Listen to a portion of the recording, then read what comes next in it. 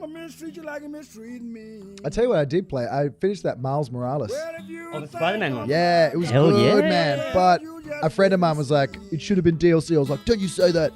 It's such a good game. And then I finished it and was like, yeah, that should have been DLC. 100%. It's very quick. It's very so quick. quick. 10 hours or something? Yeah. Even less than that, yeah. All right, we rolling? I believe we are. I believe so. Everybody, Colin Ebsworth is here. Hey, thank you for having me. You got to clap, you got to clap, you got to clap. So we all got work club. Yeah, I'm trying to make sure my shit doesn't break. Hell yeah. How you doing, man? Yeah, good. Hey, thank you so much for having me. This new setup is great. Thanks for coming back. You're another one of our Hall of Famers. You've been on like maybe twice? Yeah. Twice? Last time was at the old place. Yeah.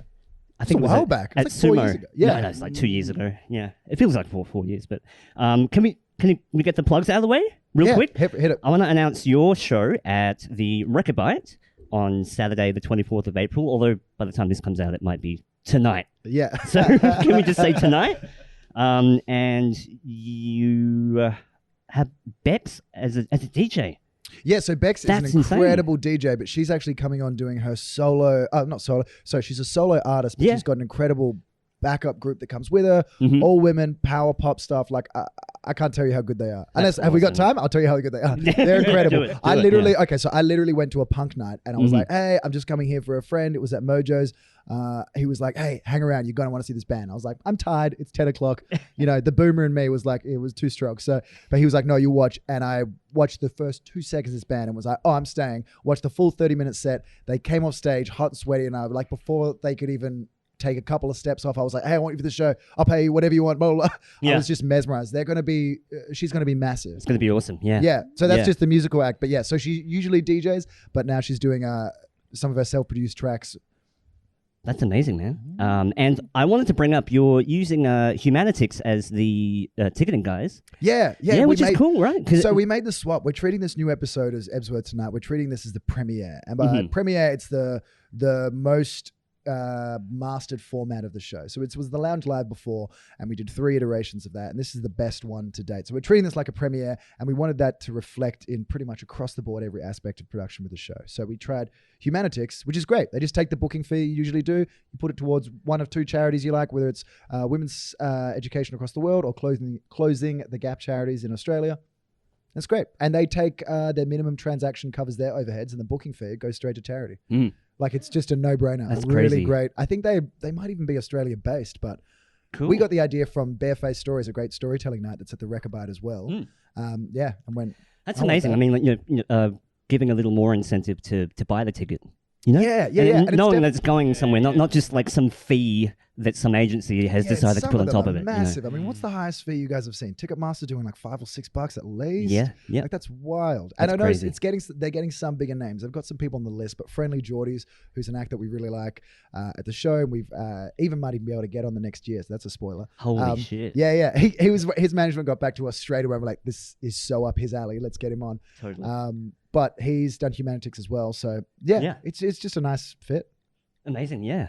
How are you liking the Recordbite? Because we've visited a couple of a couple of friends I had dig that record venue. launches there. I It's dig that really This cool. place is just unreal. Yeah. Like, a lot of people want a venue that is bare and minimalist, so you can add to it and create your own thing. But what the Recordbite already has in terms of heritage and the way it's set up adds a totally unique flavor to whatever production you do. So, I mean, we're talking, for those of you guys at home who haven't seen, it's a 4-story venue that was closed down for like 10, 15 years. I remember walking past it for the longest time, you know, because I would go to Penthouse just to say hi to mum. I was like, I wonder if I'll say that and I'll fuck with these guys. It was a 4-story venue. It was incredible. I think it used to be like a Commonwealth Bank or something, because the downstairs is this, you know, reinforced, I think it used to be a bank vault or something. I thought it was a hall, like a performance. Yeah. So anyway, it's a super old place. And then the creator of Fringe, Marcus Canning, an incredible leader in the arts community in Perth, went in with a couple of people, I think, and then just totally revamped it. And yeah, it's unreal. So the main whole venue is this 350 space that you guys have seen for incredible music stuff. I've seen great acts there. I did Crushers there the other week, so shout out to Crushers. It's the biggest, best comedy gala in the country. And yeah, the venue's unreal. Plus the rooftop, the main bar's amazing. Rooftop is great, yeah. And then they've got the underground for, any kind of drum and bass or performance. I programmed the whole comedy Fringe for Underground, and we had like almost sellout season. Unreal. Nice. It went so well that we're going to be doing regular comedy nights there at the Underground Comedy Club starting June 4th. Yeah. Comedy, a legit comedy basement. Yeah, it's a legitimate underground comedy basement. Not the same if it's not an actual basement. Yeah. You got to walk down. You know that vibe though? You got to feel it. Yeah, that jazz cellar, speakeasy kind of vibe. That's exactly what they're going for. Yeah. So we're really excited to see how we can bring this together for this most recent show. Yeah, amazing. Yeah. I saw Mountain there. That was good. New Talk had their city launch there. I saw Hate Rock. I'm not sure if you heard of Hate Rock, but I saw them there. Isn't the Record Bite one of the few places in Perth that has a pyrotechnic license? Because I've seen lots of fire and stuff inside that place. There's your entrance. There's your entrance, right? Okay, we joke about this. There's two things. For one, I was out doing I saw one of the galas that they had during Fringe, one of Ruben K's late night showcases. One of the most incredible acts you'll ever see, by the way. And it was a woman who had a backpack that was a pyrotechnics, and she had 2 guns, and she just had dual flamethrowers, burlesque, and I was like, finally, this is burlesque. Do you know what I mean? There we go. That's my dream burlesque. That's an idea, conservative burlesque. I know, if just burlesque. Nothing but guns and shit. Burlesque for men. I think it's the Fast and the Furious. More shirt. I just want the whole Top Gun volleyball scene for an hour and a half. That's what I want. If it was Saving Private Ryan, they're rushing the beaches, but in bikinis, I'm like, okay, all right, let's see what they do with this. So an incredible venue, but as for the pyrotechnics, I didn't know that. Thank you for telling me that. I have been mentally joking around, but also 100% want to do it, a pyrotechnics opening, because we're getting to the point now where the show is almost self-sustaining. It's been years and years of build up, so, the past 3 years, but it's getting to the point now where I don't have to worry about the set. You know what I mean? Because we always want to get the set better and better, and now we've dropped $10,000 and built this crazy light up, giant, 3-dimensional, fully cardboard cutout set. It looks like it's something else. That's crazy. We finally got the desk and all the bar pieces are up to the quality that we wanted. We've got the sponsors and stuff, so it's finally happening. And now once that happens, the mental creative capacity you have can be focused just on the show. So now we're going, hey, now all the mundane stuff is done. What can we do? That's the dream, man. That's the dream. Now you can focus on the show. And I'll tell you what we can do. Pyrotechnics. Pyrotechnics is what we want. Yeah. I'm such a fan. I really have thought about crazy intros. We want to do like a wrestling intro where Sam and I go at it. We want to do, just balls to the wall. That would be amazing. Yeah. If you did like an Eric Andre, let's just jump onto this desk and crush it. Oh, absolutely. Type thing. Or do a body slam through the wall or something. I'm going to give you and the listeners, I'll give you like a little sneak peek. This is something we've joked about very recently, but I got the idea from Eric Andre. I want to do a segment where Sam, our amazing co-host, feels so emasculated by me because he's the silly man in the straight silly man dynamic, where he goes, fine, I'll make my own talk show. And then we do a 1/3 scale replica of the whole talk show on stage that he hosts. And this guy is 6'8", like he's massive. So just a 1/3, everything smaller, desk bar, everything. And then we have to wait until we get a massive guest on. And I think it'll be so funny if Sam's like, I'm going to do my own talk show. And then goes and sits down at this and gets on like a Mark McGowan, Kevin Parker, something like that. Just for the novelty of it. But not draw attention to the fact that it's small. Just have a normal interview. Yeah. No. This is Sam's big break. You don't understand. Guys. That's great. How many people do you have working on the show? You've got a big team. It's like 25 plus now. 25 plus staff. Yeah. We need to start. Can we get a staff of 25 people?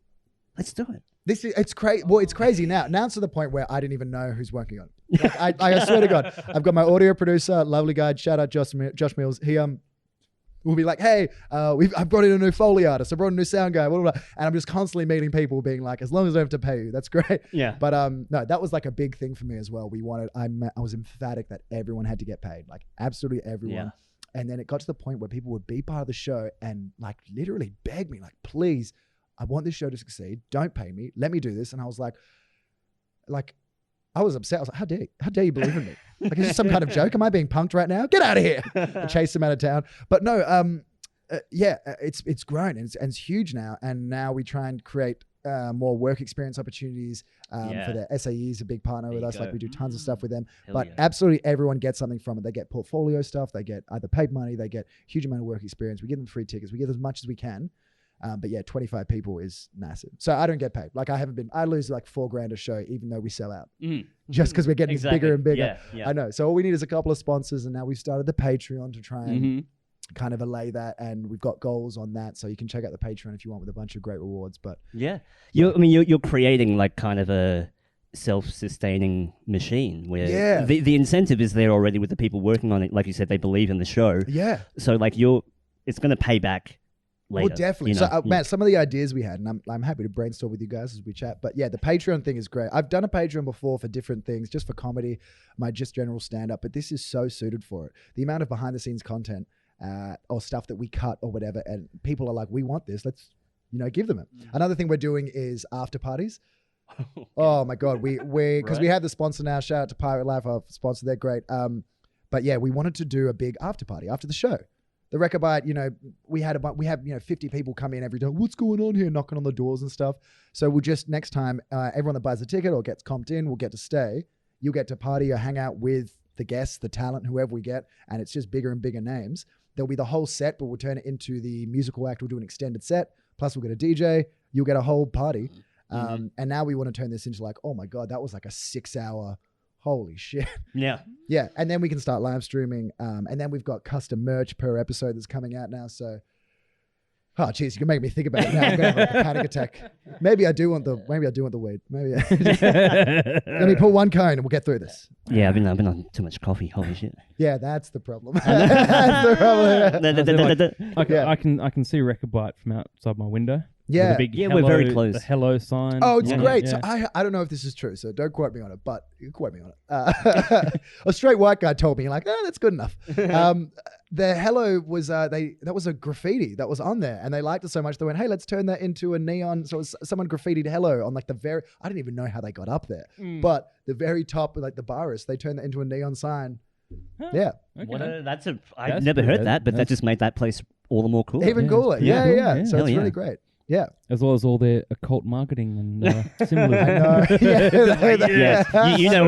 We're big into that shit. So yeah. Oh my God! Wait. Oh, you got to tell me about it now. I'm gonna tread on some toes here. What's the occult marketing? Isn't their logo like a big eye and a triangle? Or something? Who, the Rechabite? Rechabite.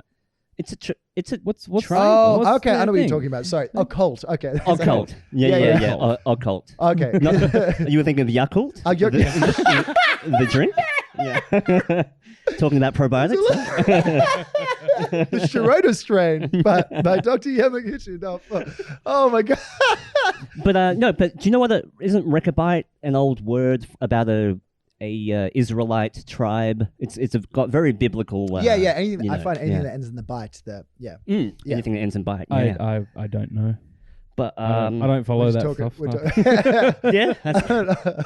As you can tell from my last few episodes, we have gone pretty deep on some stuff. And now we're just keeping it light and fluffy. What do you think about Calvin and Hobbes? Well, the thing you don't understand is that Calvin is a classic archetypal narrative of Marxist theory. You still go straight in. You're like, you got me. It's been fun though. I mean, I think we wanted to just have the ability to just banter off each other. We tried that a few times. It's been really fun. Yeah. Well, when you say too heavy, what's the thing that you feel went too heavy? When you say you went too deep. Oh, went too deep? Went too deep. Okay. Well, you're talking about Birdman. Oh, is it called Birdman? Bat. I'm going to tell you about this thing. Oh my God. Sorry. My roommate, this is back when I was living with a co-host. Okay. I used to get ripped and I'd like come home and he'd be like, just telling me about crazy conspiracy theories, but not even like the ones that are like, did it? Like not conspiracy theories, I should say, but like supernatural stuff. Okay. There's this one, I forget what it's called. It's like this winged bat. Mothman? Yeah. Us Mothman. Yeah, Mothman. Yeah. The fuck is Mothman? Sorry, guys. The podcast. Okay, look. The talk show is going to be on Saturday tonight. It'll be fine. Don't worry about it. But can we just circle back to Mothman for 2 seconds? Hell yeah. What about the story with the miners where the miners heard the piercing screech, all ran outside, the mine collapses, and now there's a lot of people going, well, maybe Mothman is actually a herald to cataclysmic or bad events, and he's saving people's lives. They don't know if it's this angelic or demon. Yeah. Because the same thing with the San Francisco or Los Angeles, was a big bridge that collapsed, and people claim to have seen Mothman or something hanging, a shadowy flying around figure hanging from it a couple of days prior. Holy shit. Well, that is crazy. But in terms of Mothman, for people that don't know, that it's an urban legend, I think based primarily in America, as far as I know.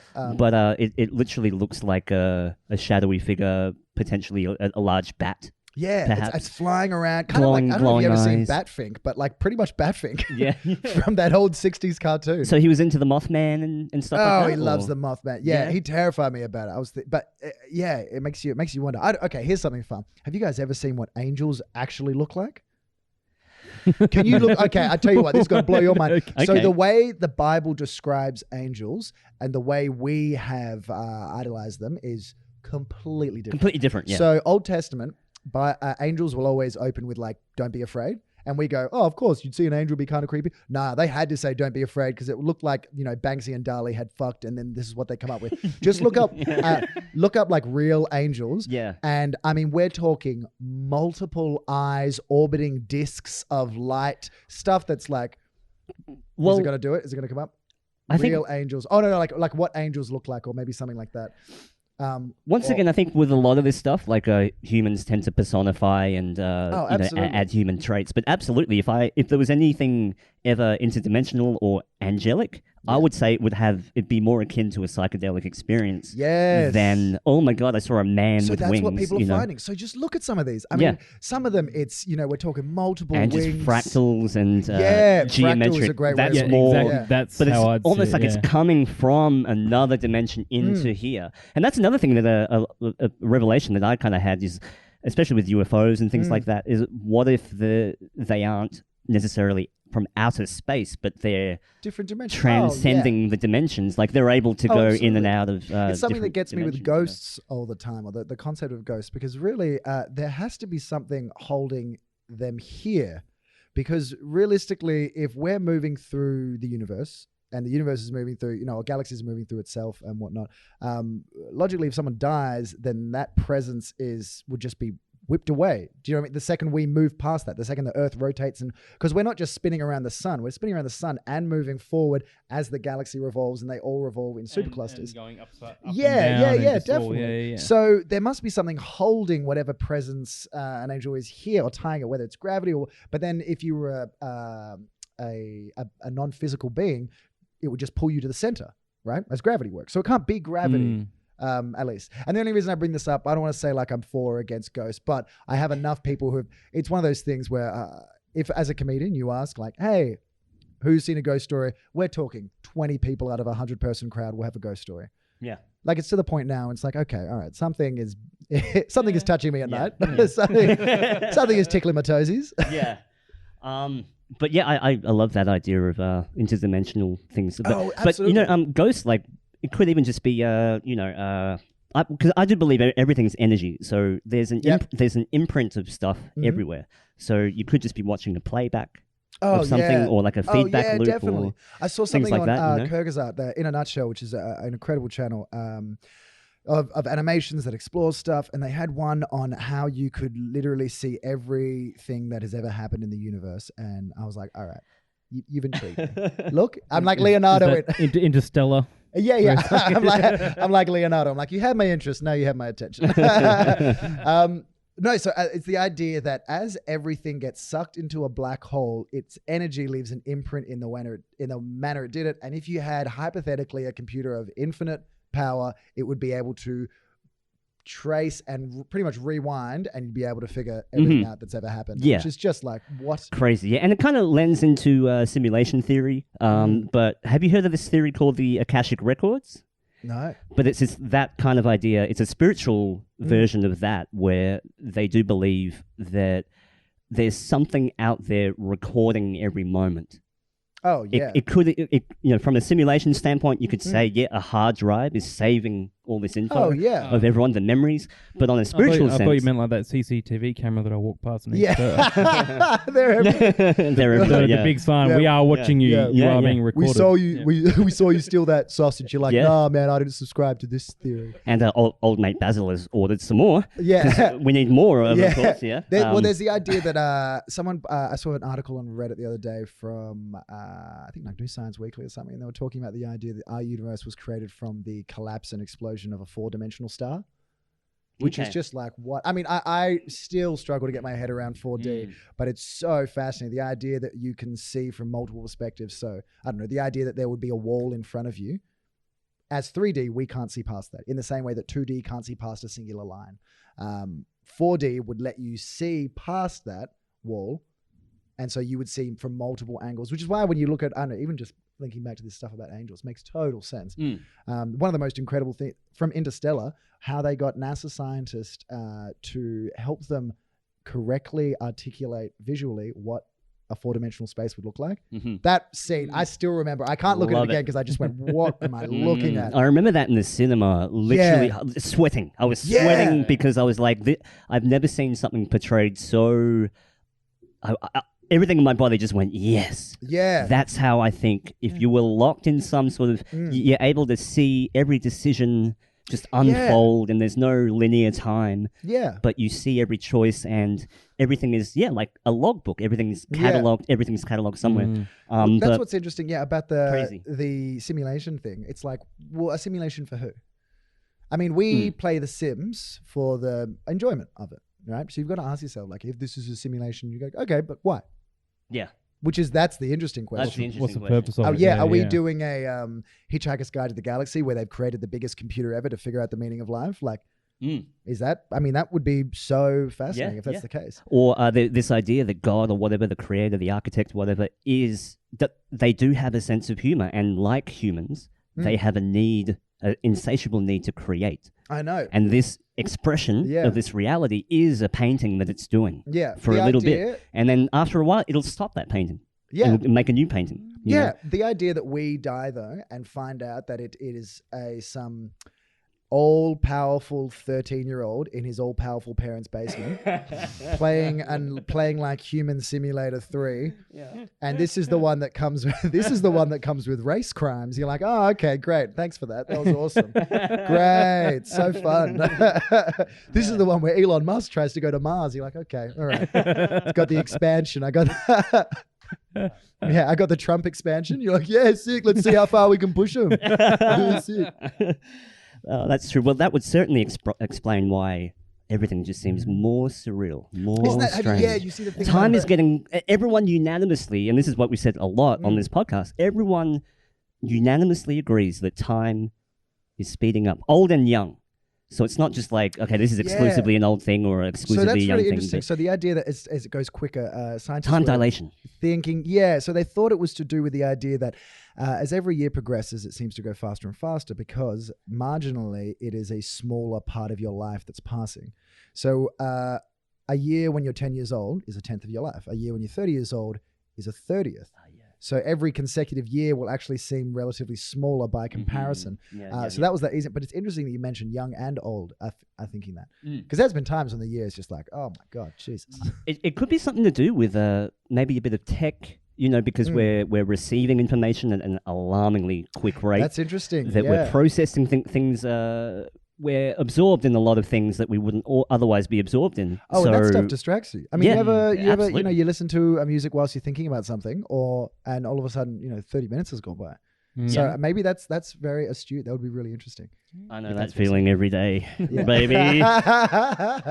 So, did you like the name for my bong, Jeffrey Bongstein? Yes, Jeffrey Bongstein is great. Cool. I like Billy Bong Thornton as well. Billy Bong Thornton, yeah. Well, I just figured if you knock the bong off the table and it breaks, you can say it didn't kill it.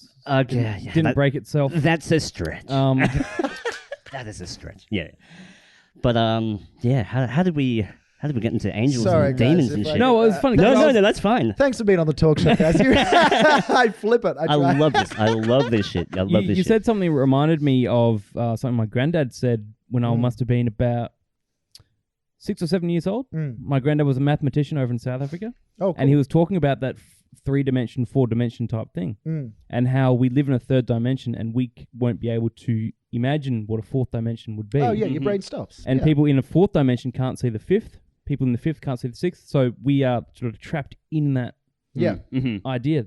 Yeah. I mean, wouldn't that be something if eventually we are able to? And I don't think it would be with us. I think it's when people start talking about putting consciousness in machines and whatnot. And then you would lose all sense of time. Like you wouldn't. Until you get an update and then you're like, oh, 2 hours. Jesus Christ. A firmware update. It's the year 3030, but it's still on Vista. You're like, come on. Isn't that what Musk is doing now? Putting the actual Neuralink stuff into the brain. There's a monkey playing Pong with its mind. Yeah, he put it in the monkey. Yeah.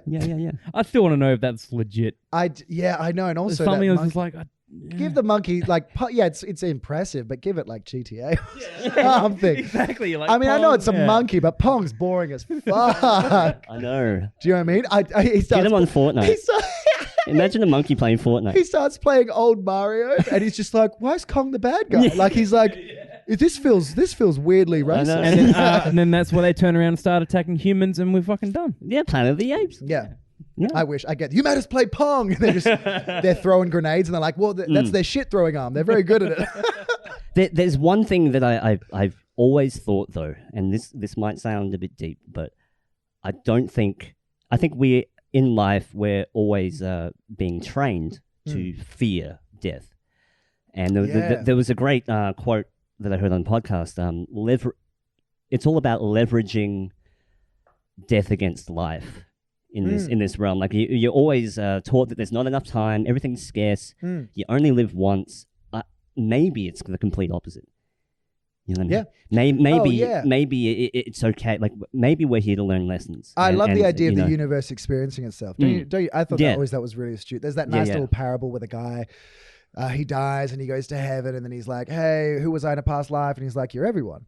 And he goes, well, and essentially it's just like, what am I doing? And he goes, well, you are the universe experiencing yourself. You're going to go back as every person you've ever encountered, every single human to have ever lived, until you have a full understanding of, the human condition and what it is to live and have consciousness and be alive. Which I just thought was so interesting. The idea that I'm going to come back as someone I hated and vice versa. Yeah. Do you know what I mean? Yeah, oh, absolutely. Yeah. And I hope I haven't had Hitler yet. Do you know what I mean? Just what a shitty PR move that would be for me. Oh my God. Do you know what I mean? I hope he's coming up. Yeah. I don't want to save the good ones till the end. But, I do think we're being potentially, led to believe that it's the scariest thing. It's the end. Death is the end, Yeah. It might be the complete opposite. I don't know. But what interest do the people that are doing that, perpetrating that, like what interest would they have in doing that? Then you realize, well, fear sells everything. So if you can keep people in a fearful state, just thinking about that today, you can sell them anything. You can sell them a fucked up law. You can sell them insurance. You can always leverage the scarcity, that feeling of death against life. Absolutely. We work on reward circuitry, but also a fear circuitry. I mean, a fight or flight is a very real thing. I mean, there's genetic markers, and then there's also that will predispose you to it, and there's also genetic components that will come out. I mean, people say, "Oh, I just got really stressed." It's like, no, your brain is literally pumping out that, hey, here's the cortisol, here's the stress stuff. Yeah, I think about that constantly, about how to, and even with audiences, if we want to circle back to comedy or whatever, but you have to be aware of the way that you're presenting stuff to people, and in the context in which you're even talking about it, because people will absolutely run with it in a bad direction. Which is why we got to be really careful for the show if we want to do social commentary in a way that kind of. That's right. Yeah. You do have to be conscious of the angle that you're taking, and well, we boxed ourselves in a corner. It's a corner I'm happy to kind of fight in, but the reality is, because we've tried to do a talk show, and for everyone listening, like it is like Jimmy Fallon, the fun parts, the entertainment parts, the monologues, the guest comedians, the guest musicians, the games and stuff. But then we also have the John Oliver type segments, and I find that that's the satisfying realm that I like to kind of work between. That's my jam. I love that. But that stuff is great. But it means when a serious story comes up, like assault in government, we have to cover it. Like, there's not a doubt in my mind. I go, well, no, that's what we have to do. People say, well, you could talk about vaccines, the rollout or whatever. And we go, no, we just have to do we have to do the most serious pressing issue. So we're constrained in the idea that we constantly have to go in swinging for whatever, issues being presented. And so it's it's a game of like, how do we do that? But there's no doubt in my mind, we're never going to take the easy, light and fluffy kind of thing. Because any show could kind of do that. I know that sounds... Yeah, I know. I don't any show can just be, funny and lighthearted. I don't want to get a cease and desist from the project. Hey, you stole our content. You stole... Yeah. But that's what I really enjoy with the show. That was the thing about comedy. I love the So I was telling you guys before, I got a serious job last year, my first full-time kind of 9 to 5 working in government. And I was like, oh, this will be good. This will kind of straighten me out in terms of my spectrum of behavior will go way more serious, which is what I wanted. I wanted to kind of experience the more political side because I've been silly with comedy and stuff and creative for so long. And what ended up happening is I was pushing comedy so hard that when you're forced to be creative, it actually it kills it, obviously. When you're forced to rely on money for what you do creatively, you can't enjoy it. And then what ended up happening is I didn't end up shifting my kind of spectrum of personality and drive towards the serious stuff. It just broadened it. And so I went more serious, and then I had to go the more silly to balance it out, rather than just which this was just killing me. This meant that the comedy was the release and the fun part. And that's the most satisfying when when I can do the comedy and the political stuff, and then you go, well, what do you do? A political talk show, of course. Like that's the smartest thing. I think, you boys will be able to see on Saturday, but we've got some crazy segments coming up. That's cool. And the production values are going through the roof. We're doing music videos and sketches and stuff now. I really, if you're a WA police officer, it's not a good show to check out. One of my best friends is, and he's coming down. I had to message him and be like, hey, I don't hate you, but I have issues with what you do. This might be the old punk rocker in me, but keep it disruptive, man. I like slide. Not too much. You don't have to, kick the door down Alex Jones style. But no, definitely. But you're absolutely right. Keep it on the air, because I really do. I really value that because I do feel Perth does have a bit of that play it safe syndrome. Oh, Australia has apathy. I think it is a very Australian thing. Exactly. What was the biggest rally you can think of in Australia's history? I mean, we had Black Lives Matter. Mm-hmm. Yeah, that was one of the biggest rallies Australia's ever had. The Iraq War, the 9/11 one. I think a lot of people did not want to go into Iraq. What was how did people express it? Through protests, which is interesting, and that is a strategy. It's not the best strategy though. You actually have to custom tailor and go really. I mean, there was that story a while back to protest laws in Sweden that categorized homosexuality as a disease or an illness. Right. This was back in 70s or 80s, I think. People started calling in gay to work. Because they went, if it's a sickness, we'll call, and that's just like Montebello. See, that's smart. But but I tell you what, they got that within a couple of weeks because they realized what's the leverage they have, economic leverage against GDP. Doing a Kevin Spacey now. Yeah, call in gay. Just blame all the sexual assaults on being gay. Oh Jesus. Jeez, that's Spacey is a creepy. Yeah, dude, he's a real creepy guy. I know, because at first you're like, wow, what an incredible actor. How does he really get into the head of these? Oh, okay. Nuts. Oh, he is a sociopath. Okay, he's just nuts. All the people that were going to testify against him died. Okay, right. Is that really what happened? Hell yeah. Whoa. One guy got run over. Another dude. I think there were up to 2 or 3 people. And then you start watching Horrible Bosses. You're like, oh, he was not acting. He didn't even know he was in a film. What was the other one? Lost in Translation? No, that was Bill Murray. I'm sorry. What was the Kevin Spacey one? K-Pax was unreal, though. K-Pax, as far as conspiracy theories, have you seen K-Pax? Okay, look, no. I don't like Kevin Spacey now. But he's a guy who goes to a mental asylum claiming to be an alien from another world. But then they're like, oh no, he's actually this guy. And it's this whole back and forth between him and a psychiatrist. And the more and more you look at it, the more and more it convinces you, like, holy shit, this guy might be an alien. And then at the end, there's the alien kind of leaves and you're left with this man who's a shell of a man that they realize might have been the actual person or like the host, but it's really well done. And he is just the worst human being outside of that. Yeah. He is just if we can just circle back before I get... I think you were thinking of American Beauty. American Beauty, sorry, American Beauty, let's not go there. But going back again, to go back and to circle back in a circle, I sound like Jen Psaki. Let's circle back. All right. So keep it disruptive, man. I love... but there's a clever way to do it, is what I'm saying. Smart way. Always you don't want to be a sledgehammer, you want to be a scalpel. Yeah. You know what I mean? You want to be... definitely. Well, you're working with less resources. The reality is, the reason why, I don't want to talk about police ads, but whoever's got the resource, the reason why the government and the army can do these giant sweeping things is because they have the resources to do it. They can do a stop and frisk that targets a huge majority of, African Americans or Indigenous Australians because they have cops already on there. And if you want to create this, counter movement, you won't have those resources. So that's why you got to, there's ways to be clever about it. And I really love looking at those kind of ways, because now we live in a world where you can do one little mini skit, one little mini fuck you with whoever group, but then get that seen by millions, which is where, and people I don't think have realized, we've got how big do pranks go on YouTube and stuff, but people don't realize, imagine if you're doing that politically. Do you know what I mean? Yeah, absolutely. Yeah. Don't you have to tread a lot more carefully around political humor these days? I mean, there's more recently, more and more I hear guys being, and it's exclusively guys. Yeah. Being like, everyone's going to get canceled, blah, blah, blah. It's like, no, we take some pretty big swings in the show. I'm trying to think of for instance, there's a great joke I really like coming up talking about, grazie, mi bella. This great joke talking about Scott Morrison when he said protesters in other countries would be met by bullets, right? Talking about the March for Justice. So the rape allegation by Brittany Higgins against the former Attorney General Christian Porter, mass marches, huge, and we saw them even in WA, which is great. 5 to 10,000 people. And he, rather than going out and meeting the protesters, said in Parliament that isn't it great we've got such a vibrant democracy, because even now protests like this would be met with bullets in other countries. Right? Which is such a shitty but typically ScoMo thing to be like, try and, in the same way, remember when he was debating Bill Shorten and he kind of like tries to get close with him, and Bill Shorten goes, this is an example of a personal space invader, everyone, ha ha ha. And that was when I watched it. I was watching that and being like, nah, Bill, you should have gotten in his face about that, because ScoMo's like a coward, like he's just a typical bully, but he wouldn't have been able to psychologically handle that.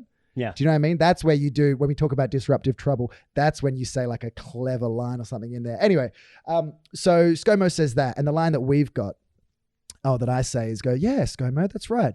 In other countries, protesters get shot. And in better countries, so do the leaders. And without Jenny to tell us why it's wrong, we wouldn't even know to feel bad about it. And Jenny's his wife, that obviously he was like, I thought about the rape as if it was my girls, and then I felt bad about it. And it's like, you're a fucking nothing. You're fucking nothing. Oh my God. But who is this guy? This is Scott Morrison. The Prime Minister. ScoMo. Yeah. You know ScoMo, Tony? Yeah, I know ScoMo. So when we talk I heard some down the back alley rumor the other day. Oh, real? Tony Abbott and what's his name? Christian Porter? Yeah. Yeah, we're meeting down at Steve's hotel. Oh, I have no doubt. Yeah. Because Christian Porter's the Perth, he's from Perth. Yeah. So anyway, those are the kind of political swings that we like to take. I mean, even though it's like we're laughing around, we're probably left-leaning guys or whatever. It's like, yeah, you can't run around saying the Prime Minister should get shot. But yeah, I will. But yeah, well, I'm a straight white guy. Try and take that shit away from me. That's the thing, though. I consider myself, as I'm getting older, I'm becoming really central, like right down the middle. I don't know when the fuck that happened, but I'm starting to like see like potholes in both. Like, do you know what I mean? Yeah, absolutely. Yeah, and I'm kind of... You have to be foolish not to. Like, there's no... Absolutely, do you know what I mean? Yeah. I'm never going to get in like a communism will solve everything kind of thing. I'm like, no, have you read a book? What are you doing? yeah. But also, I'm not going to say capitalism solves everything. I'm like, no. Exactly. It's called World War II. Like, what do you think was happening? Yeah. Do you know what I mean? That's why I'm so glad that comics like Tim Dillon exist, you know? Where he's just... Oh, he's able to just rip apart anything without really, leaning. Well, the way I think of it is we needed both. And by both, I mean left and right. And I don't want to make, we talk about broad generalizations. Exactly. Obviously, everyone exists on a spectrum. And there's very interesting studies you can see that will actually almost completely shift people's perspectives. There was an instance where they had 50-50 down the middle, a group, I think it was Yale. They had a study with people leaning left and people leaning right, and they assessed their political preferences. And then they gave them a bunch of images. And there's a very interesting thing. I forget the name, but it's by a French anatomist, Duchenne, Duchenne. You can tell a person's truest reactions through their facial expressions, not by smiles, because those can often be manipulated by willful pressure to smile in uncomfortable situations. But you actually want to look at the eyes. Specifically, if a person's wrinkles, that's a genuine smile. And by eye movements, rapid eye movements with the eye will judge their ability to instantly gauge fear. So they showed a bunch of people a bunch of images that would generate fear, right? Whether it's lions or, whatever. And then they did the exact same experiment again with another group that was 50-50 down the middle. But before they did it, they gave a thought experiment. Oh, sorry, it wasn't images, my bad. They asked them questions about, immigrants and refugees and guns and violence and the government and, big banks or whatever. Then they did the same thing again with a different group, same 50-50 down the middle, left and right leaning, and they gave them a thought experiment before, though. They go, you're a superhero. You're invulnerable to virus, to bullets, to disease. There is nothing that can harm you. You are safe. You have as much money as you want in the world. You're totally fine. Nothing ever. They gave them the same experiment. Everyone pulled way left. Everyone pulled we're talking like a lot of the, because once they felt safer, in the same way we were talking about fear before, they went, refugees aren't an issue if I'm safe. They're not stealing from me if I'm safe. They're not, the vaccine, if I'm already safe, then I don't worry about other people getting medicine or whatever. Anyway, and that's what I think about constantly. But when we go, the eye movement thing that I was mentioning before, it's theorized that you can actually tell whose political persuasions based on how quickly their eyes will react in that unconscious reaction to external stimuli. And when we were apes, chimpanzees, Paleolithic man, hugely useful. Oh, so useful. If you saw a lion over there, the guy who reacts the quickest is alive. Do you know what I mean? Which is where this idea of fear or fight or flight comes from. It's hugely useful. But the things that created conservatism, which is this biological, genetic marker they're talking about, it makes you want to stick to your own kind. It makes you want to increase defenses. It makes you want to be more suspicious and paranoid. All this stuff that when we were, wandering around the savannah or whatever, were hugely useful. Conservatism played a very big part. And then we grew, but evolution didn't catch up. And now we don't need it as much. We don't need when someone comes up to you and goes, hey, these people are threatening us from another country, which is all we study in international relations, the idea of the security dilemma. I say, you get a gun. I go, well, then I need a gun. And then you go, well, he's got a gun. I need a bazooka. And then you just, that's the whole IR. That's all it is. Yeah. And then international law is just creating more and more boundaries to getting those weapons so that people can't get in those dilemmas because they always end up with explosions. But yeah, there's that genetic component, and we need conservatism. So when you talk about, sorry, just to reiterate what we were talking about before about you see yourself more centrist. Yeah, you need both.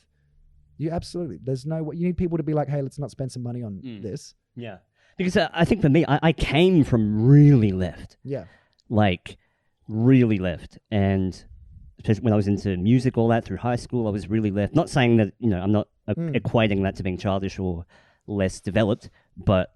And then as I read politics more, as I went down more rabbit holes, all of a sudden it ticked to the middle a little bit. Not sure why, but I do see the value now in both. And I realized how much I kind of reveled in my own victimhood when I was really leaning. Like I was basically, all my insecurities were my ammunition. Yeah. And then I was like, it's all about... Everything's about race. Everything's because I'm Asian. Everything's because I am a goth or whatever. Yeah. And that was when I was a kid. And then you realize, actually, it's not really about the identity politics all the time. It's well, have you noticed that you know what I mean? And I kind of grew out of that. And then now I carry that with me. But now I'm able to see, look, sometimes it's not me being singled out. Yeah.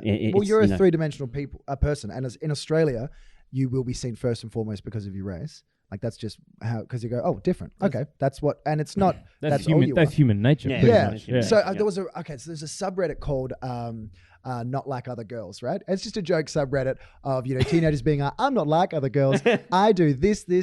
But there's a really astute post that is now pinned to the top of the page to give a bit of context as to what's actually happening.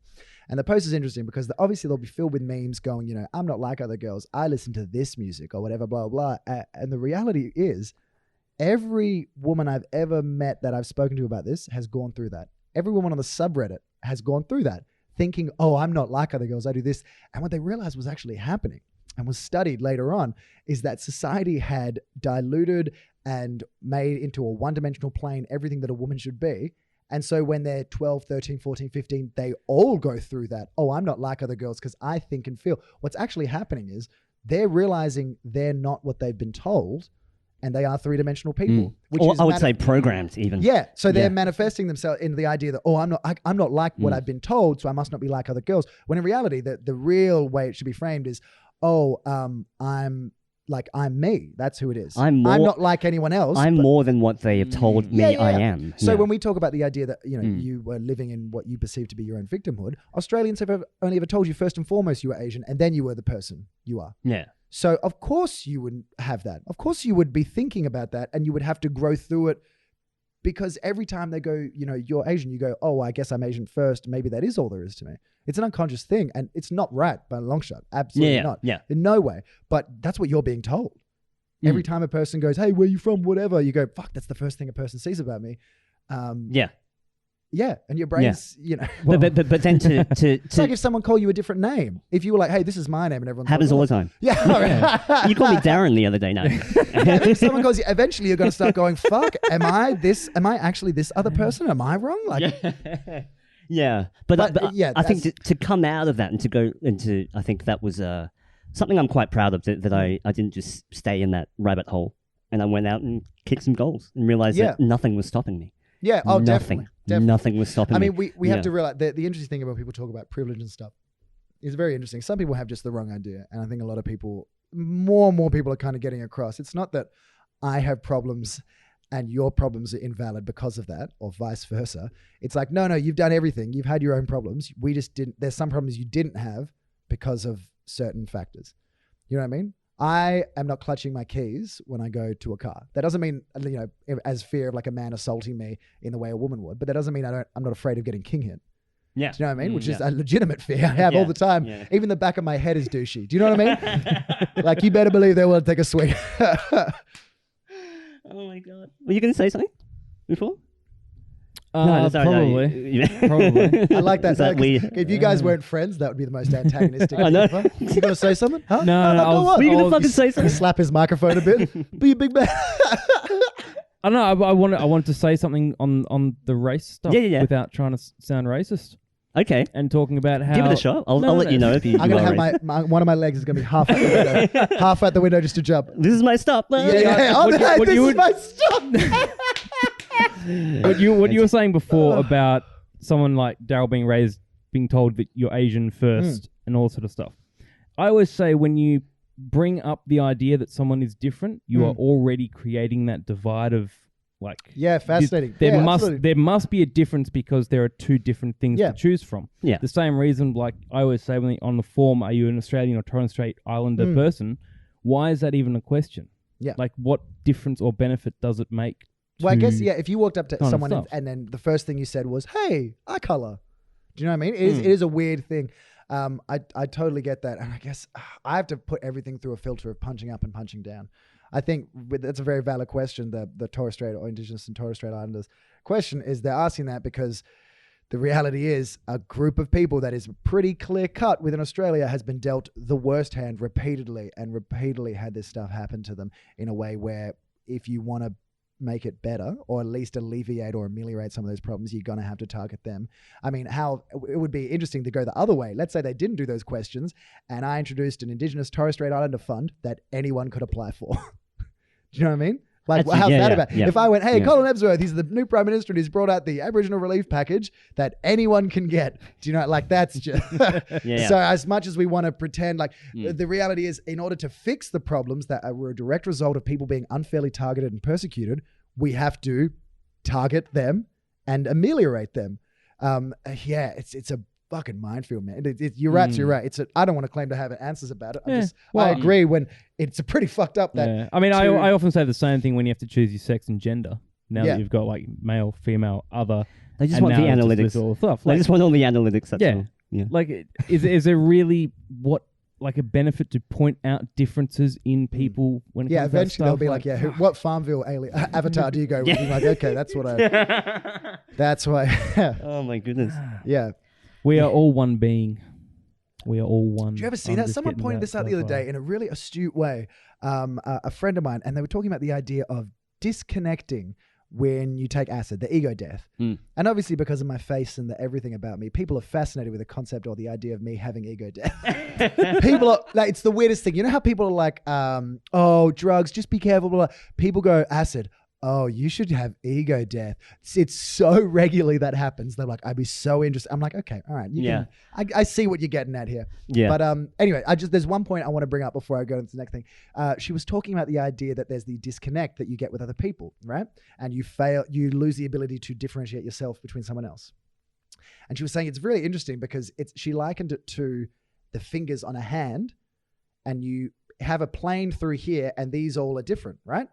but you take it away and they're actually all part of the same thing. And that was the experience that I can't speak to it because I haven't got to that point yet. But it was really interesting talking about this idea that we all one, and that's how she articulated it. I thought that was really, really cool. Yeah, yeah. Or the hive mind, or isn't that why they call it acid? Because it dissolves barriers, right? Oh, cool. So you do meld into. I've heard of people, tripping out that they were melting into walls and becoming one with other things, and I think it just breaks down the barrier. When you talk about energy, that's fascinating. Breaking down the barrier, so you do just see everything as energy. You're talking to a person that thought crystal meth was actually like smoking rock quartz or some sort of mineral, like some crystals. Okay, by the powers of crystal meth. Holy shit! I don't know. That's how you spawn. That's how you spawn Captain Planet. I'm not a big. I do this year. I want to get into more psychedelics. I haven't felt mentally. I'm not prepared, but I just haven't felt there yet. I was always a bit late on the uptake with drugs, but I feel like I'm kind of ready to see what that stuff is about. But it's interesting, just on the subject of ego death. I just want to talk. You've obviously done acid, right?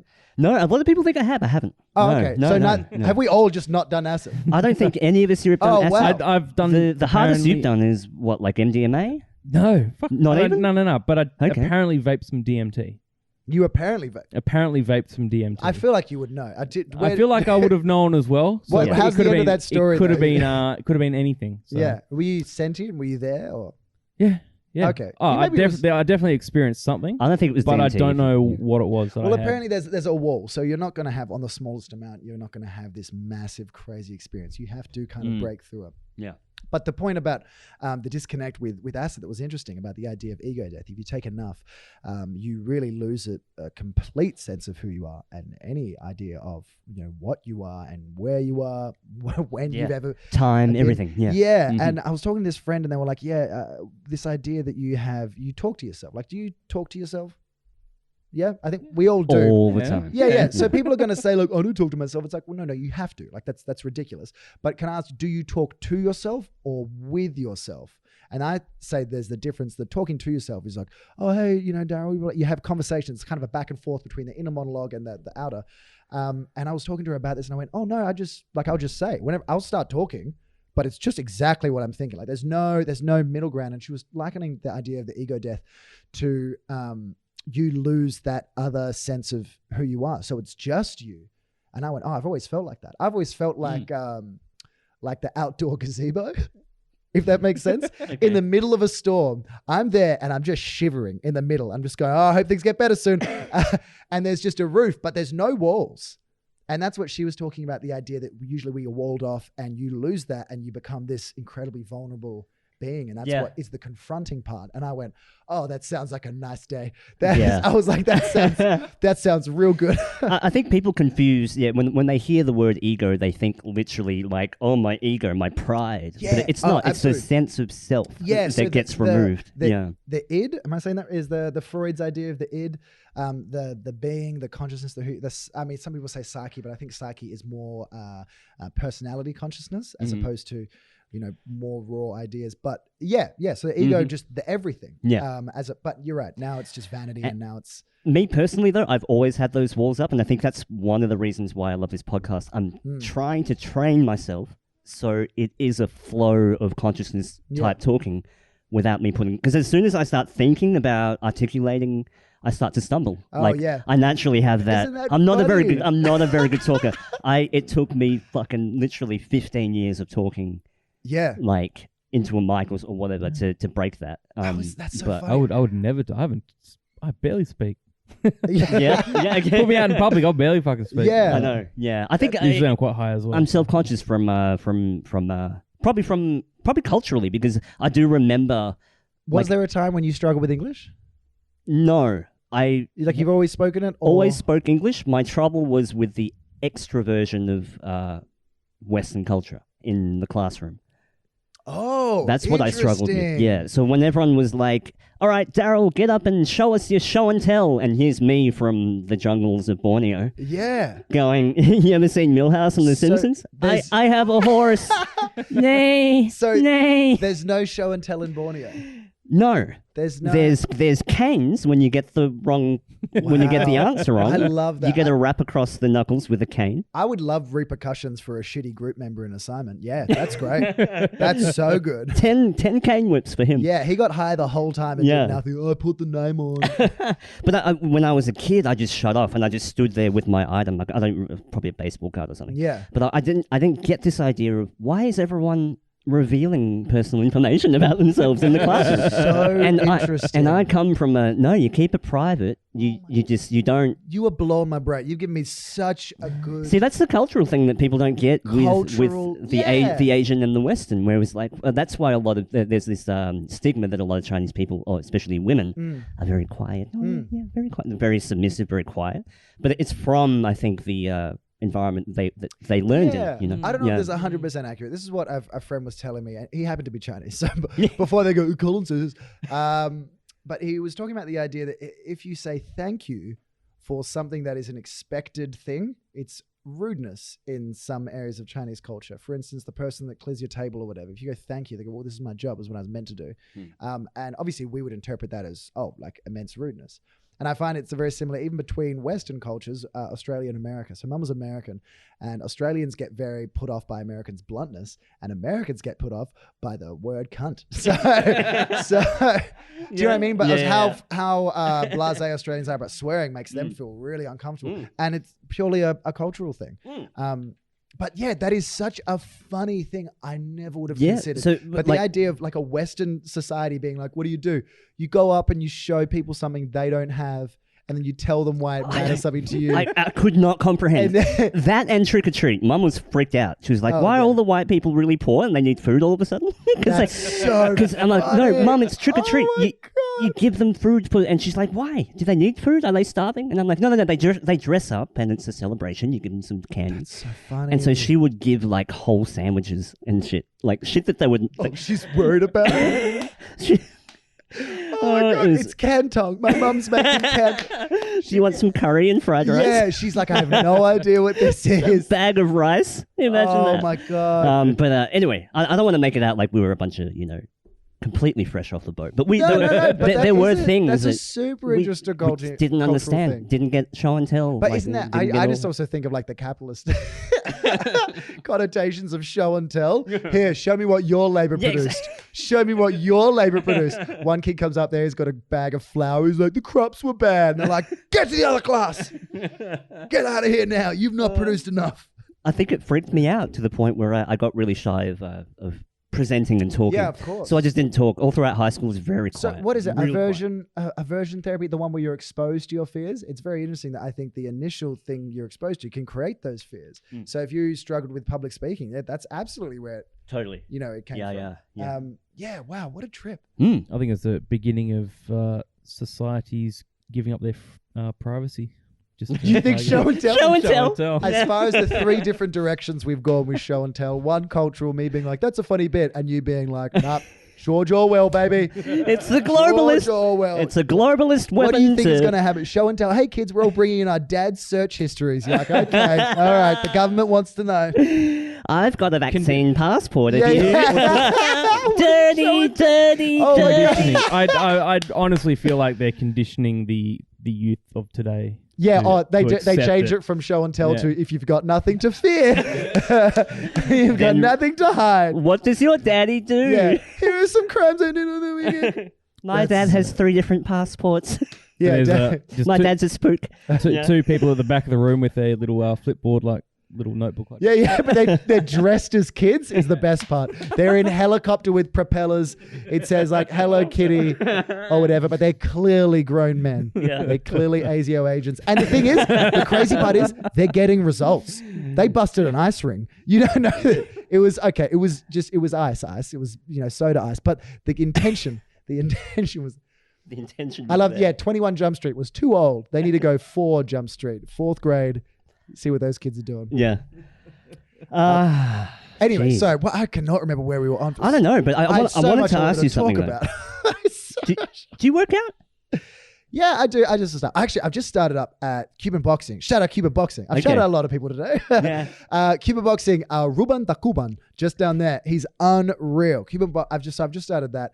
I did keto for like 3 months, and man, it works. As much as you forget your own name from, yeah, because I was like, oh, it gets rid of fat, and then a friend of mine was like, yeah, it's bad, and I was like, why is it bad? How's my self-esteem that's me doing me? my name Colin. No, it's all right. He didn't get enough oxygen at birth. Well, what's the bad thing about keto? Well, so I heard that there's the fat high in your fat. head. Yeah. And your brain is a lot of, there's a lot of fat in there. So the ketones that go around converting the stored fat into energy in lieu of not having carbohydrates will go to your brain. And so you end up with like really foggy brain. I tell you what, the week I swapped off keto, started vitamins, and started realizing, okay, so during keto, the only sweet stuff you can have is anything that's like the sugary stuff that is like replacement sugars. So I was going through, we're talking like 1.5 liters of diet vanilla Coke every day. Oh my God. Like every day. And what I didn't realize is that I was chronically dehydrated. So my friend was like, yeah, you should take that. And I was like, okay. So I remember the day I got off keto, I had a rice and about 2 liters of water, and I was in fire. Another dimension. Yeah. I was just Neo in the Matrix. I could see everything. Do you know what I mean? I was just the square root of pi. And I was like, when you have that carb hit after a while, you're like, this is where it's definitely at. Just shaking. People, yeah. But no, I did lose like 10 kilos on that. Your body needs a bit of carb, a little bit of carb. Yeah, absolutely. Yeah. It's brain fuel. You can't just be eating freaking elk and kale all day. Yeah. Elk and kale. Like that's the first thing you went to. You were like, what's kale? Elk. I don't even know if you could get it in this country. Yeah. Elk. I swear I've tried. No, you can buy venison and elk. Yeah, a friend told me I tried hippo. Hippo? Very, very gamey. Right. Yeah. Who would have thought a hippo would be gamey? I know. I thought it would be all fat. I know. This hippo was on keto. I walked down the aisle at Woolies that said plant-based meals, and I was looking for the steaks. Yeah. And I just like... Some of them, okay, so there are, I've tried the Beyond Burger. Oh no, I didn't. I tried the one that they do at Grilled. And that was actually pretty decent. Okay. Yeah. There are some good ones. The Quorn, Quorn, their fake meat stuff is fire for bolognese. Mm-hmm. But yeah, some of it's terrible. I tried like a fake fried chicken. Mm-hmm. And I was like, I'm just eating corn that's just lost a family member. I know, yeah. It's terrible. I couldn't. This was the saddest corn I'd ever had. I don't like it when they reconstitute something to make it into a shape and look like it. I'm like, okay, you're trying. But when someone's like, hey, it's, the other day, instead of squid tentacles, they were like, it's corn tentacles. I was like, they had just cut a corn cob and then deep fried one of those. It looked like it would have tasted pretty good, but I was like, well, then just call it corn line or something. Okay, I'm not an ideas guy, okay? But something else. But don't tell me it's a different thing. Corn strips. Okay, all right, yes. Corn okay. strips, that's a nice but not be like, hey, it's corn roll-ups. You're like, well, that's fucking stupid. Why try and imitate the thing that you're not? You know what I mean? Like, just be yourself, right? Yeah, definitely. I don't want to be that guy, but it feels like food appropriation. And food appropriation. what my corn friends have been through. The Great Corn War. Yeah. Of 1940. Yeah. Oh, we could have done this whole thing about potatoes. Guys, can we just circle back? We're doing this whole bit again about potatoes, so that closer you just did makes sense. Well, I'm eating the low-carb potatoes now. Low-carb potatoes, okay. Oh, they're low-carb potatoes. You're like, low-carb potatoes, yeah. What is it?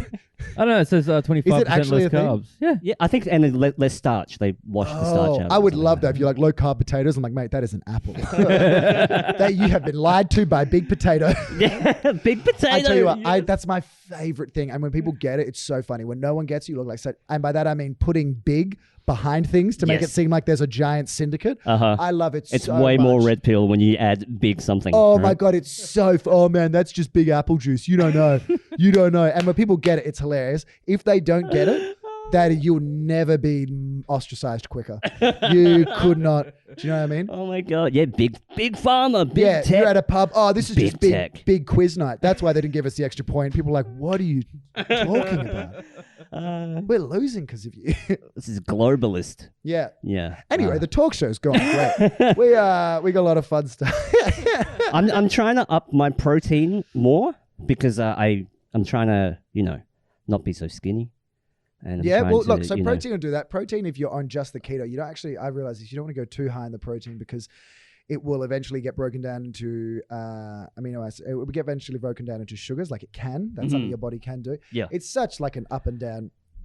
You just have to feel it out. Just find what works and don't eat bread once in a while. Like, it's not that hard.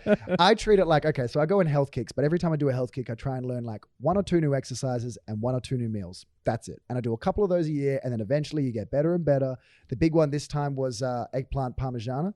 Ooh, Monte Belle. Nice. Yeah, and that was like, and then some couple of other stuff. Oh my God, that recipe that was on TikTok for a while. You get a baking dish where you get some cherry tomatoes and then put a big block of feta, some herbs and stuff, and then just olive oil, white wine, and roast that. And then you just cook some pasta, 40 minutes, take it out, and you can just stir it up and eat it like, straight in. Yeah. Are you a chef? No, but no, Mum used to cook all the time, and that's one of the best things. The other day, I was over at a girl's house, and she was like, "Oh, we're gonna make some dinner," and she made me chicken nuggets, and I was like, "But you're hot." Like, what?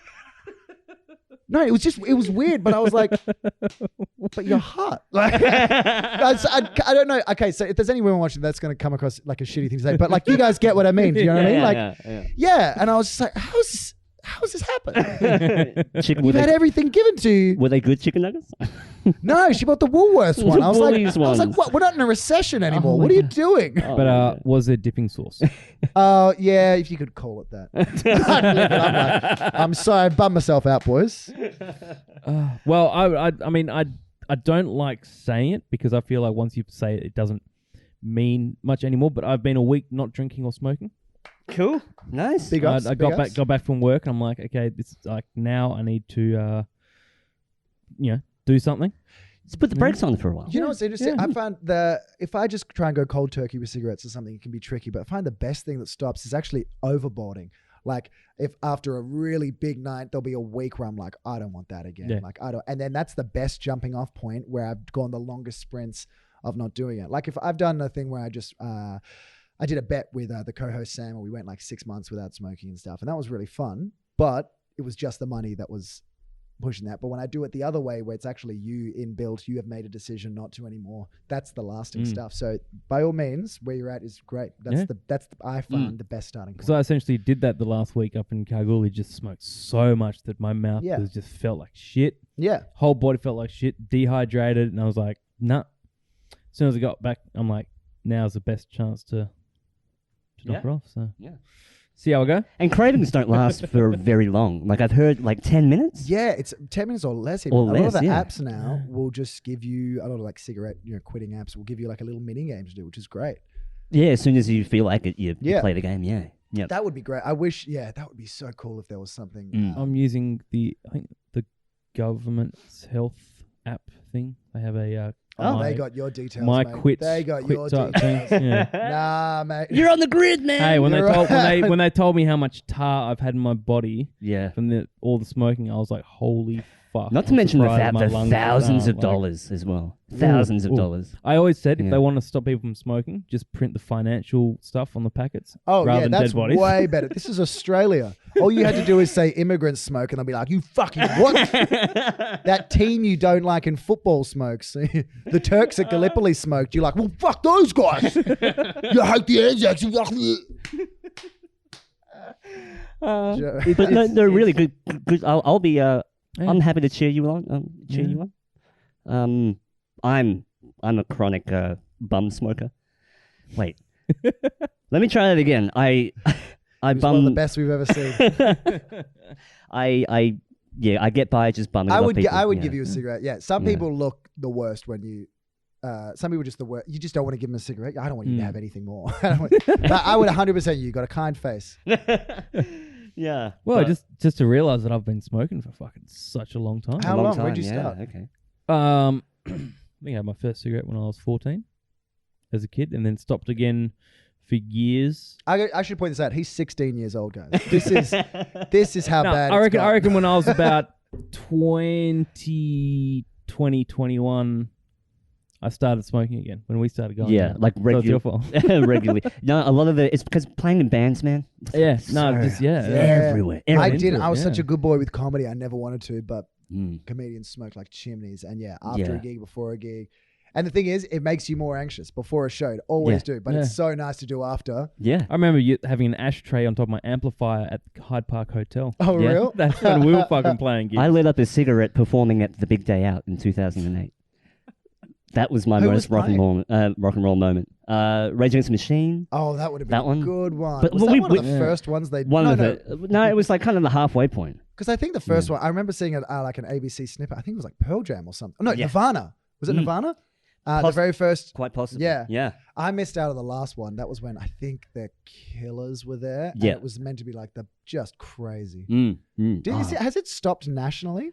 It stopped altogether. Why did it stop? Was it just Perth? And they were like, that's kind of nice. Without Perth, we can't do this. That's the only time. I don't know. I think the machine just stopped going. And I think there was a lot of increasingly hard, like more and more red tape to get it going in each city. And especially Perth. Yeah. Perth, like they had to move the venue. Remember that time where they, no festival could find a place to do it without getting people complaining. Yeah, it was like three, they were allowed 3 big events a year. It was like the Royal Show, the Food and Wine, and one other one. And then Big Day Out got like bumped. Yeah, as one of their big things. Because I went to Frothtown the other day, which was real good fun. But that was only like Claremont? a third. Yeah, so that's what I saw. Drove past. That was like the 2 pavilions and a little bit of the park, but not the whole thing. And I think that's a big part of the noise complaint thing. I think the after parties of the Big Day Out. I think the Infrared podcast were talking about this as well. They've been the infamous Duxton Hotel after parties at the Big Day Out. This was before like word got out that that's where the location was. Yeah. So the only people that really knew were either performers or crew people or people working like staff. And so what happened? So basically the Duxton basically got converted into like an after party area. It was very exclusive. They used the front bar, then it progressed. After that they booked out the whole ballroom and the swimming pool. And so you would literally have like Lars Ulrich, Rammstein, like people just walking around and having beers, PJ Harvey, Foo Fighters, like with like this close, all in the one area. But I was such a fanboy back then that, we went to the extent of hiring out hotel rooms just to stay, just to party. Wow. So it's like, but is that something you would be able to do? Like if you happen to be there, you'd be able to go. Exactly. Yeah. So there was a little kind of window of opportunity where they couldn't deny you access to the bar if you had booked a room because you were a paying customer. Yeah. So it was just. It was like almost famous. And then I was working there with passes and stuff, and I just used to flash the pass. Johnny used to actually work for the crewing company doing it. Yeah, so but that's a great story. That's unreal. So that's why we smoke cigarettes. Okay. So did you get to meet anyone? I didn't want to annoy. I didn't want to draw attention to myself. Such a thing. I feel the same whenever I see people. I sat back and just soaked it up, man. I was just going to say, I still remember that you could hear that pin drop when Iggy Pop walked into the room. Oh, yeah. Wow. And the bar was just like going crazy, and all of a sudden the doors open. There's Iggy Pop standing there. Mm-hmm. Everyone, I can't remember which other bands were there, but everyone sort of stopped, and I was like, yeah. He was a rock star for other rock stars. You don't. And then like for a split second, everyone was just like, and he's like, and then everyone just turned back and he just walked in like, and the music kept going. Came in with his limp, his little limp. He came in. Yeah. It was just one of those crazy moments. You just turn around like, who's about to walk in the room, and it's fucking Iggy Pop. That's wild. I still remember Darren from System of a Down with the biggest joint, and he was just like in the middle of the bar where you couldn't smoke, and he was just like, everyone get in a circle. We're fucking lighting this up, and the staff couldn't do shit. Yeah. What was like? What are you gonna kick him out? I'm gonna kick out freaking System of a Down. And who was that guy that walked out of the toilet with a painting from Rammstein? Oh, it was a bit from Rammstein. Yeah. They were just stealing stuff from the hotel. I remember being in. We had jumped in the elevator and the doors open. There's Sid from Slipknot standing there with his fucking DJ table. Yeah. Gets into the elevator and he's standing in front of us. And what was her name? Nikki. I think. She's like, "Do you want some goon?" To this one time, he's like, "Don't drink." No thanks, don't drink. Doors open and he just disappears. And yeah, but those were the days. Yeah, she offered him goon. But anyway, go to that Perth hospital. I wonder if that rock and roll shit's gonna come back, man. Because like I don't know, like things aren't. I think we've lost a bit of innocence with COVID. Like people are a bit scared to really. Can we get any rock stars anymore? Yeah, you got to ask whether or not you can get, because the festival like that is going to bring people out, and you've got to ask whether or not we can do those. Australia's in a really interesting position now. Now we're getting big celebrities. I was about to bring this up before, speaking of the Duxton, the Crown. Guess who's at the Crown? Fucking Isla Fisher and Sacha Baron Cohen. Like now. Well, okay. What are they doing? Right now. Are they filming something? She was from, I've raised in Perth a little bit, apparently. Spent some time here. So they've got the 3 kids. So I'm just going to be outside of there being like, you all come on the show. Yeah, I was about to say, because there's like, I'll message him now. Yeah, there's like WA people, national people, and then there's like fuck off celebrities. We got a reply from Eric Banner's people. No shit. Yeah, because he's filming Blueback up in Geraldton and then South WA, and then he's filming up in Geraldton, I think. And they actually got back to us like, hey, sorry, this sounds great, but like we're filming on that day. And I was like, I can't believe you got back to me. That's wild. But these big stars, Julia Roberts and George Clooney are filming something over East. Zac Efron is now doing his Netflix doco series. The newest one is filming in Australia. Like something's happening in Australia in the media. I think a lot of the production is going to get more just, there was talks, some part of Disney or someone wants to build a place down in Fremantle. Oh, like not Disney. No, so WA State Government commissioned it. $100 million. Victoria Key. It's happening though. Yeah. I don't know whether Disney because they were tending offers, so maybe it was I don't know if they're paying for it or if they're saying, hey, we're going to help you. Like I don't. It could be a joint, but it could very well be Disney. I don't want to shit in your dreams. It could be. I know. Yeah, it might not be Disney, but I heard something to do with Hollywood. But yeah. So $100 million. It's going to have 2, like 3 or 4 studios, I think, 2 warehouses. 2 workshops, like to build sets and stuff. So I mean. What we're thinking about is if this takes 2 to 3 years to build, 2 to 3 years, the talk show could be in a position where they're like, hey, we're good to go. Like, we'll go right in. Like, we'll be there. Everything's done. The crowd, everything. Yeah. So that would be wild for us. It's another reason why we're just like, all right, McGowan, you've won this. I still love you. I just want to see my dream come into fruition of having a little studio city in Perth somewhere. Oh, wouldn't that be wild? Just like a production area. Well, Australia used to have this big film industry, and Hollywood came through and shut it the fuck down. This was back in 30s, 40s, 50s. Australia was in a boom, like a really comparable boom relative to our size. And then Hollywood came in, totally bought them all out and shut down all the studios so there'd be no competition. Wow. So, yeah, otherwise we would have had, because people go, why isn't stuff being made here? And yeah, they're right, it should be. But then now there's a new Mad Max. Yeah. I've actually noticed quite a few films recently that have a lot of ties to Australia being filmed here and using studios over in Sydney and stuff. Yeah. Not to mention the amount of celebrities that are coming here, like you were saying, to film. We're about to go see Mortal Kombat on Friday, and the director, Simon McCoy, is from Perth. Is he? I wonder if it was him. I saw an image of someone directing like Sub-Zero or something. Yeah. Wow. Yeah. And what has he worked on that he got that film? I'm not sure. He's done a couple of video shorts. I've got his IMDb here, but he's worked a lot with James Wan, who we talked with Brendan Shanley, who has done the Aquaman and The Conjuring, and he was cool. Yeah. Aquaman from and a stylistic perspective was like, how did you as much as people were like weak story for any for Avatar or whatever, I'm like, give me cool visuals, man. I'm a sucker for that. I like the art of it. The style and aesthetics. Totally, yeah. And what Aquaman did, I was like, Jesus, this is so good. Yeah. So yeah, I mean, heaps of Australian talent. We've had Ben Young on. He's done stuff for Netflix. He did Extinction and The Hounds of Love. Oh, great. Yeah. So he's anher. Yeah, it is from a good Perth time as well. to it. I'm trying to pitch this thing to ABC at the moment. I was thinking, kind of in line with what we were chatting about. I remember. Okay, so I'll give you a little bit of trivia. What do you think is the highest rated watched episode of television of all time? Friends. Higher than Friends, but that's a very good answer. Okay. It's this is going to spin you out, but like it'll make sense. It wouldn't be Seinfeld or something. Nah, even higher. Okay. It was MASH. Okay, yeah. Oh, between 100 to 105 million. Watch the final episode of MASH. Wow. Friends, we're looking at like 60 plus, but yeah.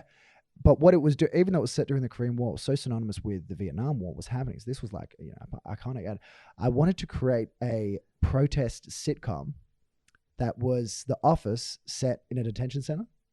And it sounds shitty. And don't get me wrong, this was not going to be poked fun of. But the aim was, can I make the refugees seem more Australian than the Wilson security guarding them? Do you know what I mean? How do we highlight the plight of these people? And so anyway, that's something that I've been working on to try and pitch. But I feel like that's somewhere in ABC Melbourne, someone just came and they don't know why. They have no idea why. Can we get Hannah Gatsby involved? I'm like, okay, all right, okay. I can already picture that on ABC. That's pretty good.